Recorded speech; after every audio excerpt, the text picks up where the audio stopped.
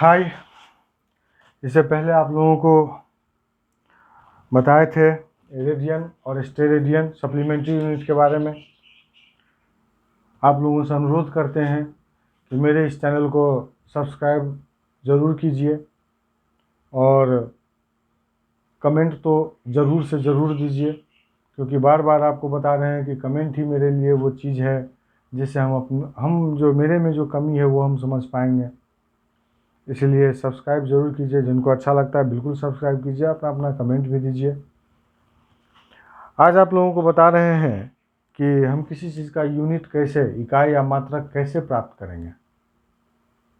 ठीक है, तो आइए इस संबंध में। ये देखिए, लेंथ मीन्स होता है लंबाई। लेंथ को बोलते हैं हम लोग लंबाई, और लंबाई को लेते हैं किस चीज़ में, तो मीटर में। और जैसे मान लीजिए कि आयत का क्षेत्रफल, क्षेत्रफल माने हुआ अंग्रेजी में एरिया बोलते हैं। मान लीजिए आयत का लंबाई निकालना है तो आयत का लंबाई होता है, आयत का क्षेत्रफल निकालना है तो आयत का क्षेत्रफल होता है लंबाई गुने चौड़ाई। चाहे ये 2 मीटर ये हो, 3 मीटर ये हो, लेकिन होगा तो मीटर में ही। 2 3 तो मैग्नीट्यूड हो गया, तो मैग्नीट्यूड की हम बात नहीं कर रहे हैं यहाँ, तो बात कर रहे हैं हम इसके यूनिट का। तो यूनिट को ही ले रहे हैं, तो लंबाई गुने चौड़ाई दोनों मीटर में ही होगा, और दोनों मीटर को गुना कर देंगे तो मीटर स्क्वायर हो गया। मतलब एरिया का जो यूनिट हुआ वो हमेशा मीटर स्क्वायर में आएगा। अब जैसे आयतन लेते हैं, अंग्रेजी में उसको हम लोग वॉल्यूम बोलते हैं। आयतन का अगर हम फॉर्मूला जानते हैं तो होता है लंबाई माने लेंथ, चौड़ाई माने विड्थ, और ऊंचाई माने हाइट। लंबाई भी हम लोग मीटर में लेंगे, चाहे लंबाई हो सकता है 10 मीटर, हो सकता है 3 मीटर, हो सकता है चौड़ाई भी मीटर में ही होगा। तभी नो इसका हम गुना भाग या कैलकुलेशन करेंगे। मीटर मीटर मीटर, हाइट भी मीटर में होगा। अब हो सकता है हाइट 2 मीटर हो, चौड़ाई 4 मीटर हो, लंबाई 6 मीटर हो, लेकिन ये 2 4 6 को हमको नहीं लेना है, वो तो मैग्नीट्यूड है, परिमाण है। हमको तो चाहिए बस यूनिट।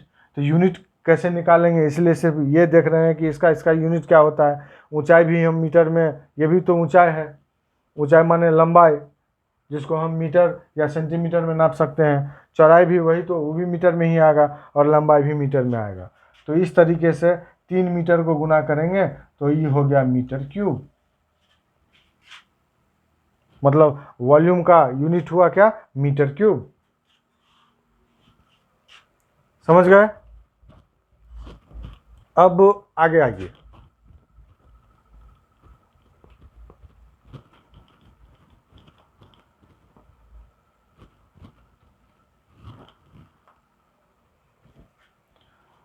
डेंसिटी हम लोग, अच्छा एक चीज़ और याद रखिए आप लोग, इससे पहले ये एक बहुत ज़रूरी चीज़ है, वो हम आपको बता दे रहे हैं, उसको याद रखिए। आप लोग पढ़े होंगे कि चाल किसको बोलते हैं,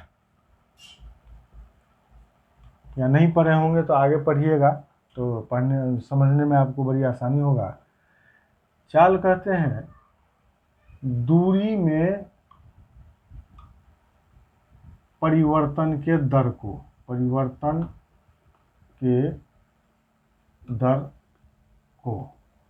इसको अंग्रेजी में हम अगर बोलेंगे तो इसको बोलेंगे रेट ऑफ चेंज ऑफ, दूरी का होता है डिस्टेंस, ये अंग्रेजी में हुआ। हमेशा ध्यान रखिए, परिवर्तन का दर, जहां दर लगा हो, ये दर या रेट, अंग्रेजी में जहां कहीं भी रेट लगा हो, आप ये याद रखिए कि जहां ये दर और रेट होगा, तो जिस चीज के पीछे ये रेट और दर होगा उसके बटा में टाइम होगा। जैसे यहाँ दूरी में परिवर्तन का दर है, तो दूरी के बटा में टाइम निश्चित होगा। ठीक है, तो इसको हम बोलते हैं दूरी बटे समय, और यही हो गया चाल। तो कहें हम समझाना ये चाह रहे थे कि जहाँ कहीं भी दर हो या रेट हो तो समझिएगा कि बटा में टाइम निश्चित रूप से होगा। ठीक है। दूसरा है कि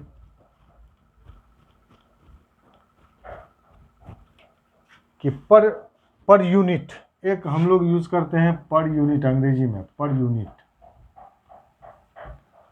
जैसे डेंसिटी अंग्रेजी में हुआ, हिंदी में उसको हम बोलते हैं घनत्व, और उसका फॉर्मूला होता है मास यानी कि द्रव्यमान बटे वॉल्यूम। इसका मतलब इसको ऐसे भी पढ़ सकते हैं कि मास पर यूनिट वॉल्यूम। तो पर यूनिट वॉल्यूम मीन्स क्या हुआ, वो ज़रा जान लीजिए कि अगर भी वॉल्यूम है किसी चीज़ का, उसका मास m हो तो एक यूनिट का हो जाएगा m/v।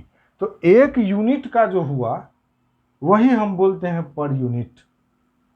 तो इसको हम पढ़ सकते हैं मास पर यूनिट वॉल्यूम। ठीक है, ये बात समझाना था, रेट और पर यूनिट, इस चीज़ को ध्यान रखिएगा। अब ये वॉल्यूम के बारे में, वॉल्यूम बता दिए हैं कि वॉल्यूम का एरिया का हो गया क्षेत्रफल, जिसको बोलते हैं मीटर स्क्वायर। अगर यही हम वॉल्यूम ले लें या आयतन, इसको हम लोग बोलते हैं, ये हो गया मीटर क्यूब। अब आइए हम लोग लेते हैं घनत्व, अंग्रेजी में उसको बोलते हैं डेंसिटी। डेंसिटी, ठीक है। इसका फॉर्मूला होता है मास पर यूनिट वॉल्यूम। मास माने द्रव्यमान, वॉल्यूम माने आयतन। द्रव्यमान को हम लोग अगर किलोग्राम में लेते हैं, किलोग्राम में लेना ही पड़ेगा, हम एसआई में चले आते हैं। एक चीज़ कहना भूल गए वहाँ पर कि वहाँ जो 3 पद्धति बताए थे आपको, MKS, CGS और FPS। MKS को ही हम लोग SI सिस्टम बोलते हैं, याद रखिएगा, ये छूट गया था कहना। MKS को सिस्टम को ही 3 सिस्टम बोले थे, MKS को SI सिस्टम बोलते हैं। चलिए, द्रव्यमान को हम लोग केजी में लिए, तो आयतन में जो पढ़े हैं मीटर, तो मीटर लेना होगा, तो ये हो गया मीटर क्यूब। इसको हम भाई डेंसिटी का जो यूनिट पूछेगा तो लिखेंगे केजी बट्टे मीटर क्यूब, या केजी पर माने बट्टा मीटर क्यूब, या बट्टा हटा देंगे, हम चाहेंगे कि इसको भी ऊपरे कर दें, तो इसको हम लिख देंगे केजी।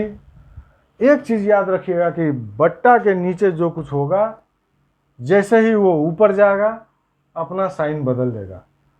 अगर ये प्लस में है तो माइनस में चल जाएगा, माइनस है तो प्लस में चल जाएगा। यहाँ नीचे में मीटर क्यूब है, ये हो जाएगा मीटर, ये। तो डेंसिटी या घनत्व का यूनिट हुआ केजी मीटर पर क्यूब। ठीक है। अब आइए फोर्स में आइए। फोर्स माने होता है बल, हिंदी उसका फॉर्मूला होता है मास गुने एक्सेलरेशन। मास माने हुआ द्रव्यमान हिंदी में, और एक्सेलरेशन माने हुआ त्वरण।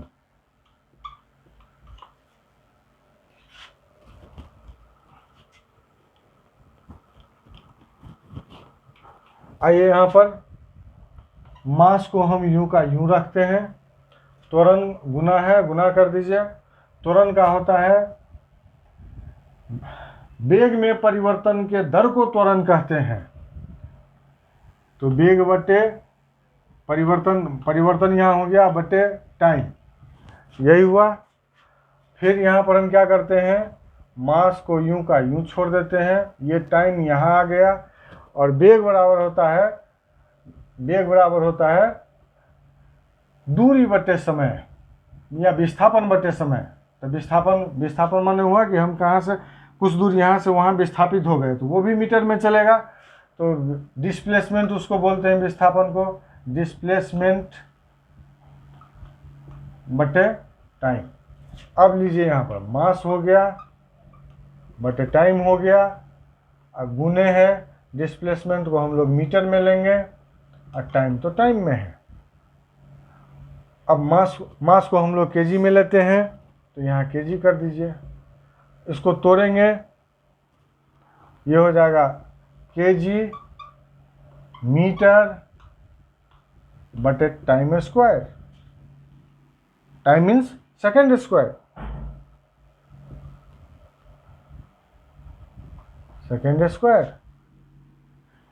इसको तोड़ देंगे, या तो ऐसे लिखेंगे केजी मीटर पर सेकेंड स्क्वायर, पर माने बटा में है, या लिखिए आप एक लाइन में, तो केजी मीटर सेकेंड, ये ऊपर चला गया तो -2 लग गया उसका पावर।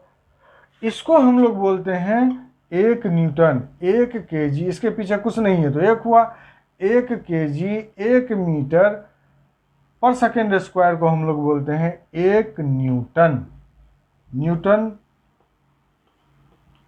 साहब थे साइंटिस्ट जिसके नाम पर केजी मीटर 1 केजी 1 मीटर पर सेकेंड स्क्वायर को हम 1 न्यूटन बोलते हैं, ये इसके नाम पर रखा गया है। समझ गए? अब आइए, इसका बहुत सारा हम बदल के भी बता देंगे। अभी तो हम सिर्फ एसआई यूनिट में, ये जितना भी हम आपको बता रहे हैं सिर्फ एमकेएस या एसआई यूनिट में, एसआई यूनिट में बता रहे हैं। नेक्स्ट वीडियो में सारे को हम तोड़ मोड़ के बदल के बता देंगे सीजीएस में, एफपीएस में क्या होगा। अब आइए कि प्रेशर,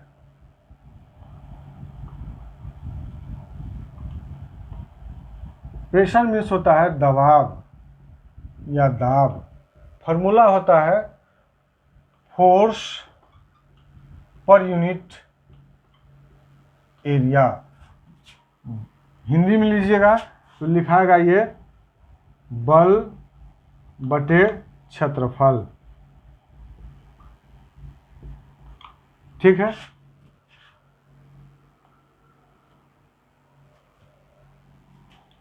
हम लोग जो वातावरण में रहते हैं तो वातावरण का दबाव हम लोगों के ऊपर पड़ता है। मछली पानी में रहती है तो पानी का दबाव मछली के ऊपर पड़ता है। तो मछली का तो पता नहीं, लेकिन वातावरण का जो दबाव है, एटमॉस्फेरिक दबाव है, वो हमेशा 1 एटमॉस्फेरिक होता है। उसको हम लोग बोलते हैं 1 ATM, ठीक है।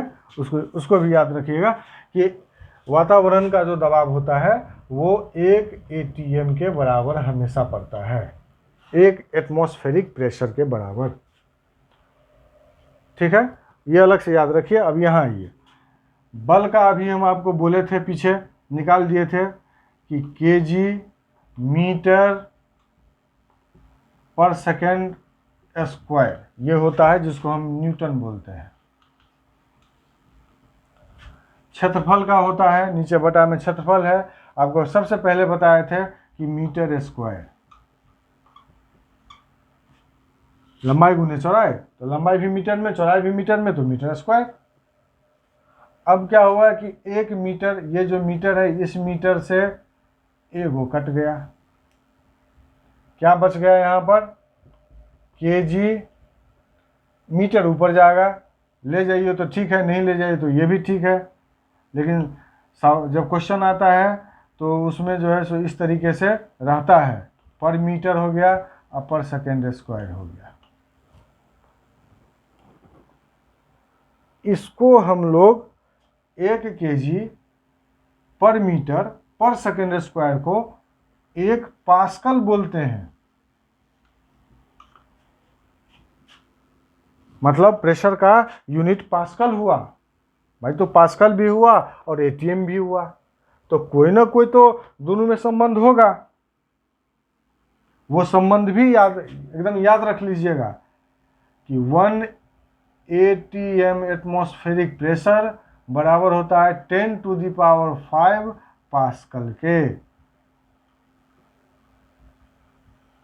ये हमेशा याद रखिए।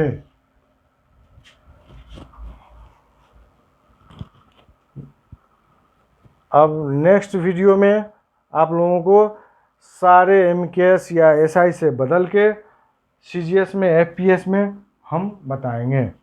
तब तक के लिए धन्यवाद। वीडियो को लाइक, सब्सक्राइब और कमेंट ज़रूर दीजिए।